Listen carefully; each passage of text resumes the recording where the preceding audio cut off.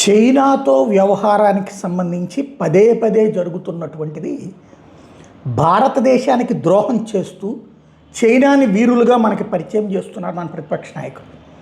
అలాగే అమెరికాని హీరోగా చేస్తూ మనల్ని విలన్లుగా చూపించే ప్రయత్నం చేస్తున్న మన ప్రతిపక్ష నాయకులు చేస్తున్న తప్పు నిజంగా చెప్పాలంటే దేశద్రోహం. కానీ భారతదేశంలో అపరిమితమైనటువంటి భావ ప్రకటన స్వాతంత్ర హక్కు, అపరిమితమైనటువంటి బాధ్యతారహిత్యమైనటువంటి రాజకీయం నడుస్తుంటుంది కాబట్టి ఇష్టారాజ్యంగా జరిగిపోతుంది. బేసిక్గా నరవణే పుస్తకం పూర్తయిందా? పూర్తిగా చదివారా? నరవణే ఆనాడు చెప్పాడు, ఇప్పటికీ చెప్తాడు. ఏమని? ఒక్క గజం భూభాగం కూడా కోల్పోలేదు, సైన్యం ప్రాణాలకు తెగించి పనిచేసింది. మరి సైన్యం ప్రాణాలకు తెగించి పనిచేసింది, గజం భూభాగం పోలేదు అంటే అది ప్రభుత్వపు బాధ్యత అవుతుంది కదా. గజం భూభాగం పోయినా సైన్యం బాధ్యత కాదు, ప్రభుత్వపు బాధ్యత.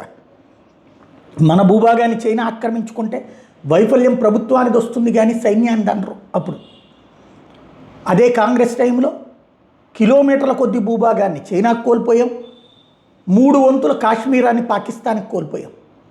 అయినా సరే దాని గురించిన మాట్లాడరు.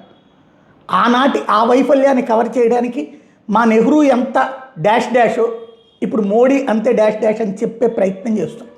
కానీ ఆ రోజు నెహ్రూ సైన్యానికి చేతులు కట్టేసి యుద్ధ విమానాలు కావాలంటే ఇవ్వలేదు, ఆయుధాలు కావాలంటే ఇవ్వలేదు, ఆహారం కావాలంటే ఇవ్వలేదు అన్నదే నాటి సైనికాధికారి చెప్పింది. ఇప్పుడు మీరు ఎలా కావాలంటే అలా వ్యూహం అనుసరించండి, మీ ఇష్ట ప్రకారం చేయండి అని చెప్తే ఇది తప్పండి. సైన్యానికి ఎలా వదిలేస్తారంటున్నాడు. మరి ఈ సన్నాసి నాయకుడు, ఈ పనికిమాలి నాయకుడు, ఈ అసమర్థ నాయకుడు, ఈ వృధా నాయకుడు, ఈ వెధవ నాయకుడు రాహుల్ గాంధీ అనేటటువంటి వాడు అంత పదాలు ఎందుకు అనాలనిపిస్తుందంటే, ఎవడండి ఈ సన్నాసి మాట్లాడడానికి? ఎవడైనా సైన్యానికి ఫ్రీ హ్యాండ్ ఇస్తే ఎందుకు ఇచ్చారు అంటారా? ప్రభుత్వం ఎందుకు చేయట్లేదు అంటారా? ఫ్రీ హ్యాండ్ ఇవ్వడమే కదా ప్రభుత్వం చేయాల్సింది. అది కూడా తెలియని సన్నాసి ఈ దేశానికి ప్రధానమంత్రి కావాలనుకుంటున్నాడు. ఆయుధాలు నీకేం కావాలో తీసుకో, యుద్ధ వ్యూహం నువ్వు ఏకేం కావాలో రూపొందించుకో, ప్రభుత్వంగా మేము వెనుకుంటాం, మిగతా దౌత్యపరమైన వ్యవహారాలు మేము చూసుకుంటాం, నువ్వు పో అని చెప్తే అది సైన్యానికి ఫ్రీ హ్యాండ్ ఇచ్చినట్ట అసమర్థత? ఇవ్వలేదని నాడు బాధపడి భూభాగం కోల్పోతే ఇస్తే భూభాగాన్ని రక్షిస్తే ఇది తప్పేంటో అది ఒప్పేంటో చెప్పలేనటువంటి పరిస్థితి.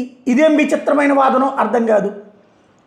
నేను ఒంటరిగా ఫీల్ అయ్యాను అని అనిపించిందని ఆయన అన్నాడట. ఒంటరిగా ఫీల్ అయితే ఆయన వనికిరాడు కూడా, ఒక విధంగా చెప్పాలంటే సైనికాధికారి కూడా. ఎందుకని? నీకు పూర్తి స్వేచ్ఛ ఇచ్చి, నువ్వు పాలకుడుగా నీకు సైనిక అధికారిగా పూర్తి స్వేచ్ఛ ఇచ్చి మీరు వెళ్ళి కొట్టండి అయ్యా అంటే కొట్టడానికి పూర్తి స్వేచ్ఛ వస్తే అందులో ఒంటరితనం ఏంటి? దాంట్లో ప్రధానమంత్రి జోక్యం చేసుకుని ప్రతి అడుగు నువ్వు ఈ సైన్యాన్ని పంపించు, ఈ సైనికుడిని ఇటు పంపించు, వెనక నుంచి పంపించు, నువ్వు మిస్సైల్ వెయ్యి, నువ్వు ఎట్లా అని చెప్తాడా? చెప్పరు కదా. కాబట్టి ఆయన అట్లా అన్నాడని కూడా కాదు. ఆయన ఒక్కసారి నెత్తిని భారం పడ్డప్పుడు ఒక సైకలాజికల్ ప్రెషర్ ఉంటుంది. దాన్ని ఏదో ఆయన ఎక్స్ప్లెయిన్ చేస్తే అసలు శాంతం పుస్తకం చూడకుండానే దేశానికి వ్యతిరేకంగా చైనా ఏదో గెలిచినట్టు, భారత్ ఏదో ఓడినట్టు ప్రచారం చేయడం అనేటటువంటిది చైనాతో కుదుర్చుకున్న ఒప్పందంలో భాగమా? అలాగే ఎందుకు ఎంఓఏ కుదుర్చుకుంది కాంగ్రెస్ పార్టీని, రాహుల్ గాంధీ సోనియా గాంధీని సంతకం పెట్టింది. ఒక పార్టీ ఇంకో దేశంతో ఒప్పందం కుదుర్చుకున్న చరిత్ర ప్రపంచంలో ఎక్కడన్నా ఉందా? అంతకంటే సిగ్గుచేటైన వ్యవహారం ఎక్కడైనా ఉందా? ఎందుకు చేస్తున్నారు ఇది? ఇకపోతే అమెరికాతో ఫ్రీ ట్రేడ్ అగ్రిమెంట్ ఏమన్నా ఫైనల్ అయ్యిందా? కాగితం చేతికి వచ్చిందా? పరిగెత్తుకుంటూ వచ్చినటువంటి ట్రంప్ పెట్టాడు ముందు పోస్టు. నరేంద్ర మోడీ దాని మీద ఆర్భాటం చేయట్లా. ఎందుకంటే ఫ్రీ ట్రేడ్ అగ్రిమెంట్ అయ్యేలోపు అతను ఒత్తిడి చేస్తూనే ఉంటాడు, ఇతను అడ్డుకుంటూనే ఉంటాడు. అయినా ఈలోపే సరెండర్ చైనాకి సరెండర్ అయినటువంటి దరిద్రపు దగుల్బాజీ వ్యవస్థ కాంగ్రెస్ పార్టీ. ఇదే రాహుల్ గాంధీ, ఇదే సోనియా గాంధీ. చైనా చెప్పిందని చెప్పి పాకిస్తాన్కి మన బంకర్లతో సహా వదిలేసినటువంటి దరిద్రం మన్మోహన్ సింగ్ ప్రభుత్వంలో సోనియా గాంధీ, రాహుల్ గాంధీ చేసింది.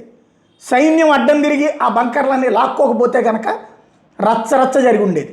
అలాంటి దరిద్రులు వచ్చి ఇప్పుడు మాట్లాడుతున్నారు. సంస్కారం ఎట్లాగో చచ్చిపోయింది, దేశభక్తి ఎట్లాగో చచ్చిపోయింది. దేశ ద్రోహం చేస్తే భావితరాలు క్షమించవు, గుర్తుపెట్టుకోవాల్సిన అవసరం ఉంది.